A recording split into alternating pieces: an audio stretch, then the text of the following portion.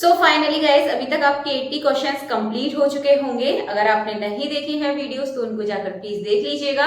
तो वहां आपके 80 क्वेश्चंस करा दिए गए हैं। आज आपके 10 क्वेश्चंस कराए जाएंगे जैसे कि डेली कराए जाते हैं। उसका आंसर आप बताइएगा कि क्या आपका आंसर होगा और जो मैं आंसर कराऊंगी उनसे मैच जरूर करिएगा। और लास्ट में अपना जो स्कोर है 10 में से जितने भी क्वेश्चन आपके सही होते हैं तो लास्ट में अपना स्कोर कमेंट करके जरूर बताइएगा, ठीक है। और चैनल पर पहली बार आए हैं तो सब्सक्राइब कर लीजिएगा, साथ ही बेल आइकन को प्रेस जरूर कर लीजिएगा जिससे नोटिफिकेशन आपके पास समय से पहुंच जाए। चलिए फिर स्टार्ट करते हैं। और जो भी क्वेश्चंस जैसे ही 100 आपके क्वेश्चंस कंप्लीट हो जाएंगे तो फिर उन पर आपकी कमेंट्स को देखा जाएगा कि जिसने भी सभी सीरीज में यानी जो भी वीडियोस थी तो उन पर जिन्होंने सभी पर कमेंट किया है तो उनके वहां से कमेंट को उठाया जाएगा। देन लास्ट में आपका 100 में से टोटल बताया जाएगा कि आपके कितने क्वेश्चन सही हुए हैं और आपकी फिर कमेंट को हाईलाइट भी इधर किया जाएगा, ठीक है। तो आप लोग भी इसका आंसर बताइएगा एंड अपना जो स्कोर है वो लास्ट में कमेंट जरूर करिएगा। चलिए आइए फिर देखते हैं हमारा फर्स्ट क्वेश्चन। तो पहला क्वेश्चन है हमारे पास, suppose that fx has a derivative on the interval ab is continuous on the interval AB then at sum of value आपको दे रखी है और ये आपको दे रखा है, आपको बताना है इसमें से कौन सी थ्योरम होगी, mean value theorem, Rolle's theorem, Taylor's theorem या न्यूटन्स थ्योरम। तो ये आपको पता है तो इसमें कुछ भी समझाने वाली बात नहीं है। ये जो आपकी थ्योरम है कौन सी है, मीन वैल्यू थ्योरम, यानी कि इसका जो ऑप्शन 1 है एकदम करेक्ट आंसर हो जाएगा। चलिए क्वेश्चन नंबर 1 हो चुका है, बढ़ते हैं हमारे क्वेश्चन नंबर 2 की तरफ। तो क्वेश्चन नंबर 2 है, a function f such that a tends to b is continuous if and only if। कब कंटिन्यूस होगा, किसके लिए होगा, जब f g is closed, if g is closed, f g closed और if g is closed, या फिर g is closed then f g is closed, या फिर g is open in b then f inverse g is open in a। बिल्कुल सही, जो आपका option 3 है ये आपका सही आंसर हो जाएगा। चलिए क्वेश्चन नंबर 2 भी हो चुका है, आप पढ़ते हैं क्वेश्चन नंबर 3 की तरफ। तो क्वेश्चन नंबर 3 है, the multi variable chain rule is. तो आपके सामने दे रखा है, आप सिंपली ये देख सकते हैं इसमें आपका कौन सा सही होगा। तो df upon dx is equal to दे रखा है dx upon dt and df upon dx dy upon df। अगर देखा जाए तो मैं आपको थोड़ा सा इधर समझा देती हूँ। जैसे आपका फर्स्ट वाला है df अपॉन dx, तो अब आप इसको कैसे लिख सकते हैं, आप इसको लिख सकते हैं df अपॉन, अगर dt की मतलब t की रेस्पेक्ट में करेंगे तो dt इस तरीके से आप क्या कर सकते हैं, इस पे ऊपर नीचे मल्टीप्लाई से df आपने यहाँ लिख दिया और df जैसे आपने इधर लिख दिया और फिर ये जो dx आप इधर लिख देंगे और dt ऊपर नीचे। तो इस हिसाब से जो आपकी फर्स्ट वाला ऑप्शन है इसको सेटिस्फाई करेगा। बाकी अगर आप ऑप्शंस देखेंगे तो उसके हिसाब से बिल्कुल भी मैच नहीं करेंगे। तो इसका जो आपका सही आंसर है ये हो जाएगा ऑप्शन 1।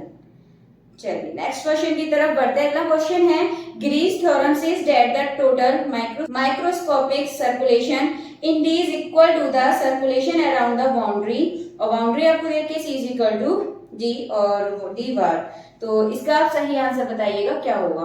तो इसका जो आपका करेक्ट आंसर है ये हो जाएगा ऑप्शन नंबर 4। जरूर कर लीजिएगा अपने आंसर को एंड लास्ट में कमेंट करके बताइएगा। अगला क्वेश्चन है, the boundary function F EVR is Riemann integrable if and only if for every. और क्वेश्चन आपको दे रखा है, पूरा एक बार रीड करिए और बताइए जो इसका ऑप्शन है वो कौन सा इसका सही होगा। तो ऑप्शन 2 इसका करेक्ट आंसर हो जाएगा। अगला क्वेश्चन है, suppose a closed interval AB belongs to R, the partition of the interval, this interval is said to be a sequence of the following form। कब इसको सीक्वेंस कह सकते हैं, तो बढ़ते वाले क्रम को, यानी कि ऑप्शन नंबर 3। इसका जो ऑप्शन नंबर 3 है ये आपका सही हो जाएगा। नेक्स्ट है आपके सामने question, a continuous function v is said to be negative definite if। तो ये कब होगा आपका negative, minus v is positive definite, यानी कि ऑप्शन 3 इसका सही आंसर हो जाएगा। चलिए आगे बढ़ते हैं। The Maclaurin series are used to approximate the। तो ऑप्शंस हैं आपके सामने, momentum, Lorentz factor, gamma, Lorentz factor alpha, ठीक है। तो ये आपके सामने ऑप्शंस हैं। तो इसका जो सही आंसर है ये हो जाएगा आपके सामने ऑप्शन 3 लॉरेंट्ज फैक्टर गामा।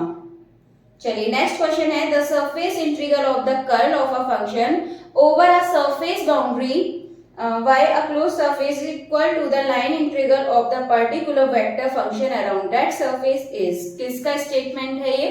तो यह है आपका स्टोक्स थ्योरम, यानी कि ऑप्शन 3 सही हो जाएगा। तो आप ध्यान रखिएगा, ग्रीन्स थ्योरम हो गई, गॉस थ्योरम हो गई, स्टोक्स थ्योरम हो गई, इन तीनों को आप बहुत ज्यादा अच्छे से रीड कर लीजिएगा।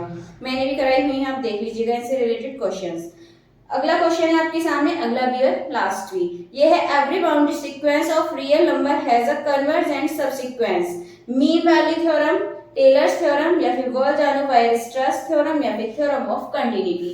तो इसका आपका जो सही आंसर है ये हो जाएगा आपका ऑप्शन 3, वॉल्जानो-वायरस्ट्रास थ्योरम। ऑप्शन 3 इसका सही आंसर हो जाएगा। चलिए, जो अभी आपके क्वेश्चन नंबर 10 थे, यानी कि टोटल आपके 10 क्वेश्चंस करा दिए गए हैं, तो आपने आंसर्स भी अपने देख लिए होंगे। तो लास्ट में अपना जो स्कोर है वो कमेंट करके जरूर बताइएगा, और क्वेश्चंस आपको अच्छे लगे हों तो प्लीज इसको ज्यादा से ज्यादा वीडियो को लाइक, कमेंट, शेयर भी कर दीजिएगा। और जो आपके क्वेश्चन है ये सभी प्रीवियस ईयर क्वेश्चन है, और जो न्यू सिलेबस है उससे भी रिलेट करते हुए क्वेश्चन है, इसलिए आपके सामने क्वेश्चन में लेकर आई हूँ। तो अभी तक टोटल इन क्वेश्चन को लगा के आपके 90 क्वेश्चन हो चुके हैं, एंड लास्ट में आपको कल जो 10 क्वेश्चन कराऊंगी तो आपके 100 हो जाएंगे। देन 100 कंप्लीट होने के बाद फिर आप टोटल 100 में से आपका जो स्कोर है वो मैं आपको करके बताऊंगी एनालिसिस की, टोटल आपकी जो 100 है उनमें से आपका कितना स्कोर बना है। यदि आपका कमेंट हर वीडियो पे होता है आपके जो स्कोर है, तो मैं वहां से आपकी कमेंट को उठाऊंगी और बाद में कमेंट्स को सबके सामने हाईलाइट भी करूंगी। तो आप लोग सभी जो वीडियोस हैं अभी तक की टोटल 10 वीडियोस पर आप कमेंट करके जरूर बताइएगा कि आपका टोटल 10 में से कितने क्वेश्चन सही हुए हैं। तो लास्ट में मैं 100 में से आपका टोटल स्कोर बताऊंगी। चलिए, तो फिर आज की वीडियो में अभी इतना ही काफी है। मिलेंगे हमारी कल की वीडियो में नए क्वेश्चंस के साथ, तो बने रहिएगा हमारे चैनल के साथ।